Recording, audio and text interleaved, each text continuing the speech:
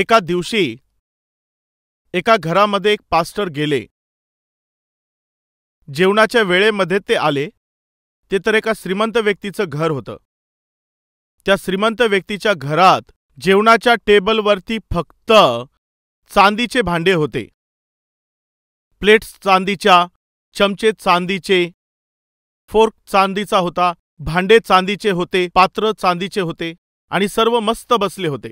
जेवणाला सुरुवात करण्याच्या अगोदर पास्टरनी ते सर्वांना अशा प्रकारे बोलले, चला जेवणाच्या अगोदर आपण बायबल वाचूया. काय तुम्ही तुमचं बायबल घेऊन याल का? तेव्हा ते घाईघाईने गेले आणि मोठं बायबल घेऊन आले. मोठं अक्षर असणारं बायबल आणलं. त्यांनी ते बायबल आणल्यानंतर त्या पास्टरांनी जे वचन वाचण्यासाठी सांगितलं ते वचन त्यांनी व्यवस्थित वाचलं. ते वचन वाचल्यानंतर त्यांनी प्रार्थना केली आणि ते बायबल त्यांनी बाजूला ठेवून दिलं. प्रार्थना झाल्यानंतर त्यांनी जेवण केलं आणि चला मी निघतो असं म्हणून ते निघून गेले. ते गेल्यानंतर या लोकांनी पाहिलं की चांदीचा चमचा हरवला आहे. काय हरवलं होतं? चांदीचा चमचा. पास्टरांच्या बाजूला जो होता तो चांदीचा चमचा हरवला होता. त्या घरातल्या लोकांना समजून आलं. काय समजून आलं सांगायचं तर त्या पास्टरांनी चांदीचा चमचा त्यांच्या खिशात टाकून निघून गेले. बऱ्याच महिन्यांनंतर ते पास्टर साहेब पुन्हा त्या घरी गेले. ओहो! आणि या वेळेला कधी गेले? या वेळेला देखील जेवणाच्या वेळेतच ते गेले. आता त्या घरामध्ये असणाऱ्या श्रीमंत महिलेला हे समजून आलं की काहीही झालं तरी चुकून देखील चांदीचे चमचे ठेवायचे नाही. जर चांदीचे चमचे ठेवले तर हे पास्टर एक चमचा खिशामध्ये टाकून निघून जातील. असा विचार केल्यावर त्या पास्टरांबद्दल पूर्वीचा जो त्यांचा अनुभव होता त्यामुळे त्यांनी सगळे चांदीचे चमचे काढले. तिथे कोणतेही चांदीचे चमचे काढले. ते जेवणाच्या वेळेतच आले होते त्यामुळे पास्टर साहेब आपण मिळून जेवण करू असं म्हणून पती पत्नीने त्यांना देखील बोलावलं. त्या पास्टरांना काय सवय होती की जेवण करण्याच्या अगोदर सर्वांनी मिळून परमेश्वराचं वचन वाचायचं आहे. ताई, काय तुम्ही बायबल वाचत असता का? ओहो पास्टर, तुम्ही म्हणता बायबल वाचता का? मी तर सकाळी सकाळी उठल्याबरोबर बायबल उघडून बायबल वाचून प्रार्थना केल्यानंतर मी माझ्या कामांना सुरुवात करत असते. ही खूप आनंदाची गोष्ट आहे ताई. तुमच्यासारखं बायबलवर प्रेम करणारे आहेत, बायबल वाचणारे आहेत, ही खूप चांगली गोष्ट आहे. तर आता जरा जाऊन तुम्ही बायबल घेऊन या, आपण सर्व वाचूया असं त्यांनी सांगितल्यावर तिने जाऊन लगेच ते बायबल घेऊन आली. तेव्हा पास्टर बोलले, आपण स्तोत्रसंहिता 91 वाचू. लगेचच तिने बायबल उघडलं आणि बायबलमधून वचन काढलं. जसंच तिने उघडलं त्या बायबलमध्ये चांदीचा चमचा होता. कुठे होता? कुठे होता? सांगा, कुठे होता? तिच्याच बायबलमध्ये. पास्टरांनी जेव्हा म्हटलं की आपण बायबल वाचूया, बायबलमध्ये जेव्हाही आपण वचन वाचत असतो तेव्हा आपण काय करतो, त्यामध्ये पेन ठेवत असतो किंवा जिथे वाचतो तिथे पेन्सिल ठेवतो. असंच असतं ना? जर एखादं कॅलेंडर, प्रॉमिस कार्ड असेल तर ते ठेवून देतो, असं आपण करतो. परंतु त्या बहिणीने काय केलं? चमचा ठेवला. तिने काय केलं? चमचा ठेवला आणि जीप लावून टाकली आणि नेऊन कोपऱ्यामध्ये ठेवून दिलं. आणि पास्टरला ती काय बोलत होती? पास्टर साहेब, मी प्रत्येक दिवशी बायबल वाचत असते. मी सकाळी उठल्याबरोबर मी बायबल उघडून गुडघ्यांवर येऊन वाचते, मी प्रार्थना करत असते. आता जसंच तिने बायबल उघडलं तिथे तिला चमचा दिसून आला. तिला फार अपमान वाटला. लाजेने मान खाली गेली. कारण काय होतं माहितीये? तिच्याकडे धार्मिकता नव्हती, तिच्यामध्ये आत्मिकता नव्हती, देवाच्या वचनासाठी तिला कोणती श्रद्धा नव्हती. पण तिने देवाची सेवा करणाऱ्या त्या सेवकाला चुकीचं समजलं. देवाच्या सेवकाबद्दल तिच्या मनामध्ये तिने एक द्वेष उत्पन्न केला. तो सेवक काही चांगला नाही, तो सेवक तर चोर आहे असं का समजत होती? कारण चमचा गायब झालेला होता. तो चमचा तिनेच बायबलमध्ये ठेवून ती स्वतःच विसरून गेली होती. या 2-3 महिन्याच्या काळामध्ये तिने त्या परमेश्वराच्या सेवकावरती कशा प्रकारे संशय घेतला सांगा जरा. ते चोर आहेत असा त्यांच्याविषयी विचार केला. त्या सेवकाबद्दल तिने चुकीचा दृष्टिकोन बाळगला.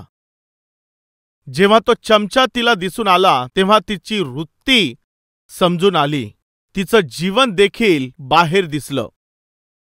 तेव्हा त्या सेवकाकडे पाहून ती बोलली की मला क्षमा करा. का ताई, काय झालं? जेव्हापासून हा चमचा गहाळ झाला होता मला असं वाटलं की तुम्हीच घेऊन गेले. मी खूप मोठी चूक केली आहे. तेव्हापासून आतापर्यंत मी तुमच्याविषयी चुकीचाच विचार करत आले. मी तुमच्याबद्दल गैरसमज करून घेतला, तुमच्याबद्दल मी चुकीचा विचार केला आणि आज मला ते समजून आलं. हा चमचा तर माझ्याच बायबलमध्ये होता, कारण तेव्हा मीच ते बायबल वाचलेलं होतं. जर पुढच्याच दिवशी मी माझं बायबल जर उघडलं असतं तर मी तुमच्याविषयी कोणत्याही प्रकारे चुकीचा विचार केला नसता. मी ज्या प्रकारे विचार करत होते त्या प्रकारे विचार केला नसता. मी तुमच्याविषयी चुकीचा विचार केला. भाऊ आणि बहिणींनो, आज बरेचसे लोक चुका करत आहेत. याच्या पाठीमागचं कारण तुम्हाला माहिती आहे? बरेचसे लोक आपल्या उणिवांना स्वीकारत नाही. याच्या मागचं कारण माहिती आहे? बरेचसे लोक समोरील व्यक्तीच्या जीवनातील चांगुलपणा समजू शकत नाहीत. याचं कारण माहिती आहे? बरेचसे असे जे लोक आहेत चांगल्या व्यक्तीबद्दल चुकीचा विचार करतात. याच्या मागचं कारण माहिती आहे? ते स्वतः आत्मिक नसतात. यामुळे जेव्हा आपण देवाच्या वचनावर प्रेम करत नसतो, आपण जेव्हा परमेश्वराच्या उपस्थितीमध्ये गुडघे टेकत नसतो, त्यामुळेच आपल्या जीवनामध्ये जे आमच्यावर प्रेम करणारे आहेत, जे आपल्यासाठी प्रार्थना करणारे असतात, जे आपलं भलं पाहत असतात, त्यांनाच आपण चुकीचं समजू लागतो. आज परमेश्वर तुमच्याशीच बोलत आहे. तुमच्या आजूबाजूला जे आहेत, कदाचित कुटुंबासोबत असाल किंवा घरातील लोकांसोबत तुम्ही असाल किंवा आत्मिक लोकांबरोबर असाल, मंडळीतील लोकांबरोबर असाल किंवा मग तुमच्या सहकार्यांबरोबर असाल, त्यांच्याबरोबर एकीने आणि शांतीने जगायचं असेल तर वास्तविकता स्वीकारली पाहिजे. वास्तविकता जर समजून घ्यायची असेल तर वचनाला ग्रहण केलं पाहिजे. आज बरेचसे लोक आहेत जे वचनाला स्वीकारत नाहीत. कारण माहीत आहे, कारण ते तर परमेश्वरावरती प्रेम करत नाहीत. कल्वरी टेम्पल ही वचनावर प्रेम करणारी मंडळी आहे. वचनाप्रमाणे जीवन जगलं पाहिजे अशी आशा बाळगणारी मंडळी आहे. वचनालाच धरून ठेवणं, वचनामध्ये स्थिर राहणं आणि वचनाचाच प्रचार करणं, निर्यात दुधाप्रमाणे शुद्ध वचनाचा प्रचार करायचा आहे. या वचनाचा आहार घेणारी ही मंडळी आहे. अशा मंडळीच्या सदस्य असण्याच्या नात्याने तुम्ही किती वचनावरती प्रीती केली पाहिजे. तुमच्या लक्षात आहे का, एके दिवशी मी तुम्हाला एक प्रश्न विचारला होता. मी पूर्ण बायबल 26 दिवसांमध्ये वाचलं होतं. काय कोणी असं वाचलं आहे का? 26 दिवसाच्या अगोदर पूर्ण बायबल वाचण्याचा प्रयत्न कराल का? जेव्हा मी अशा प्रकारे तुम्हाला प्रश्न विचारला तेव्हा बऱ्याचशा लोकांनी 26 दिवसांमध्ये बायबल वाचलं, काहींनी 20 दिवसांमध्ये वाचलं.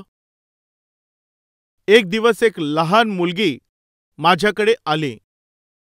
अंकल, अंकल, कदाचित ती अंकल बोलली नसेल, अण्णा अण्णा असं बोलली असेल. मला पूर्ण आठवत तर नाही. ती बोलली मी पूर्ण बायबल वाचलं.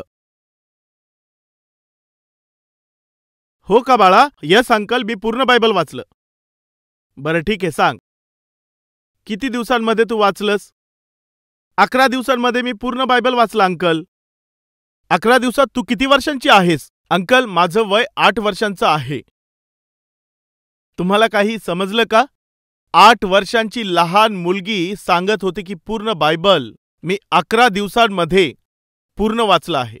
आज आमच्यामध्ये कदाचित 90 वर्षांचे लोक देखील असतील, 50 वर्षांचे लोक देखील असतील, 40, 45, 35, 30 वर्षांचे. मी तुम्हाला विचारत आहे, काय तुम्ही पूर्ण बायबल वाचलं का?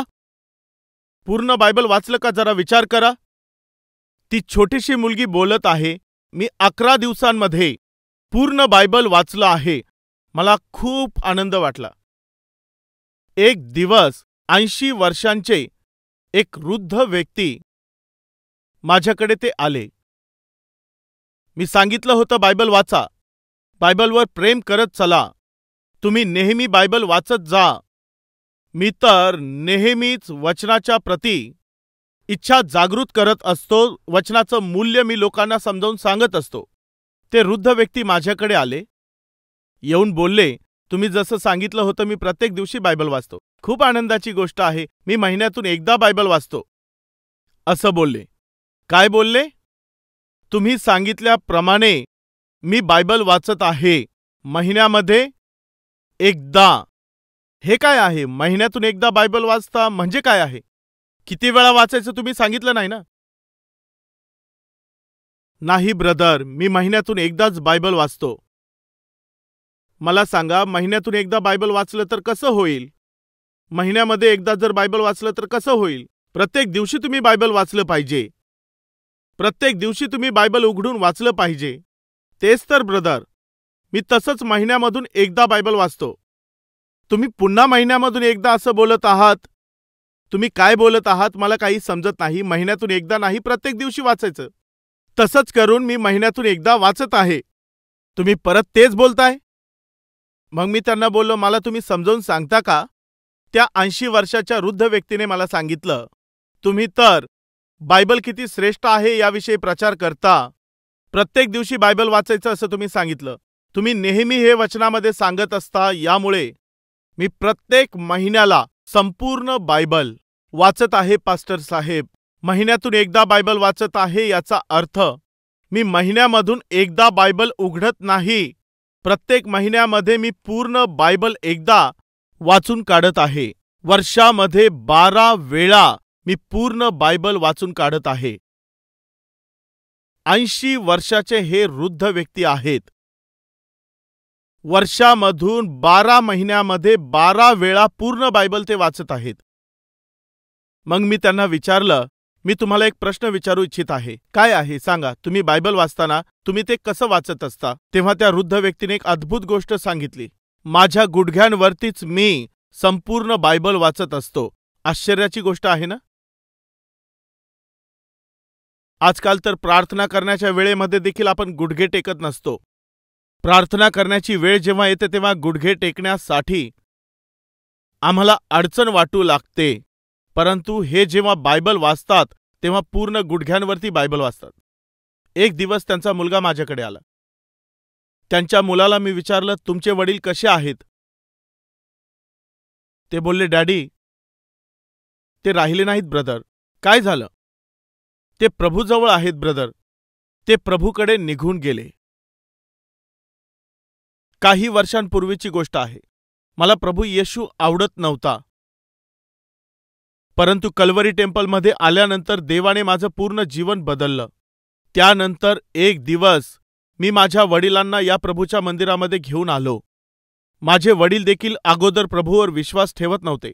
परंतु ते कल्वरी टेम्पलमध्ये आल्यानंतर या अद्भुत अशा वचनामध्ये ज्या श्रेष्ठ गोष्टी लिहिलेल्या आहेत त्यातील सत्यांचा स्वीकार करून प्रभू येशूचा त्यांनी तारणारा म्हणून स्वीकार केला.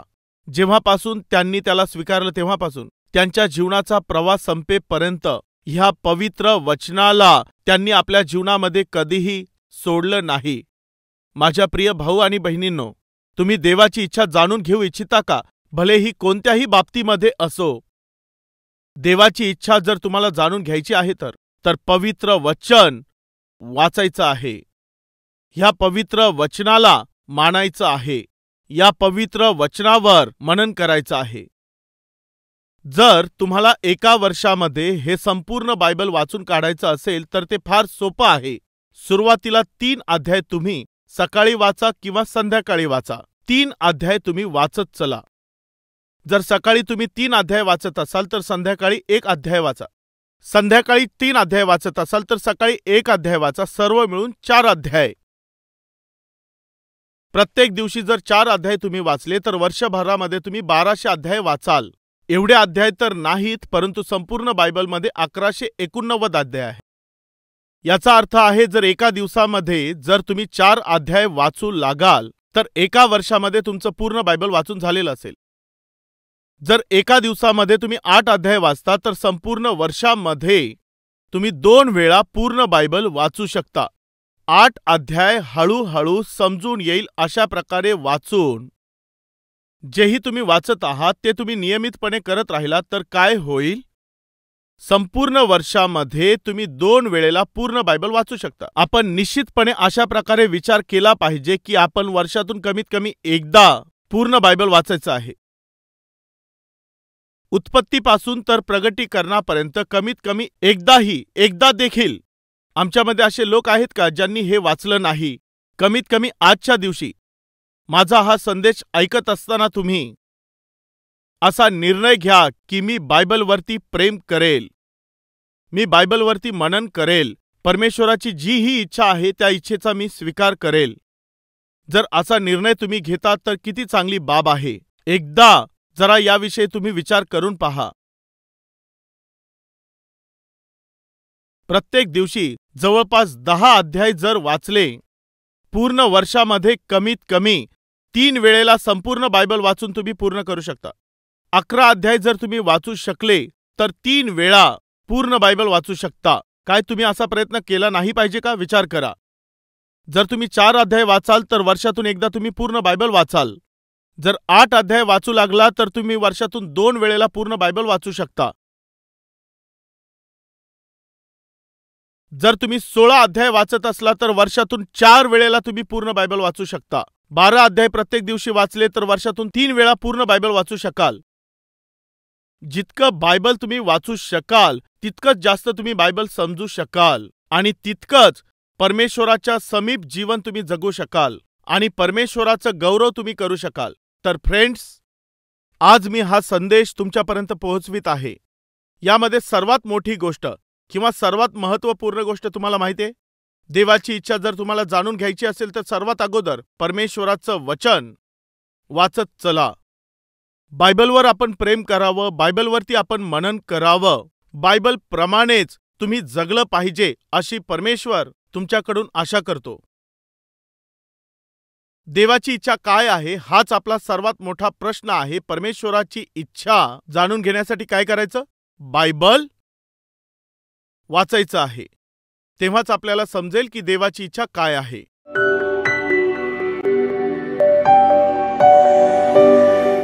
महान पवित्र परमेश्वर, प्रेमाने भरलेल्या देवा, आमच्या जीवनाचा आधार तुझी इच्छाच आहे.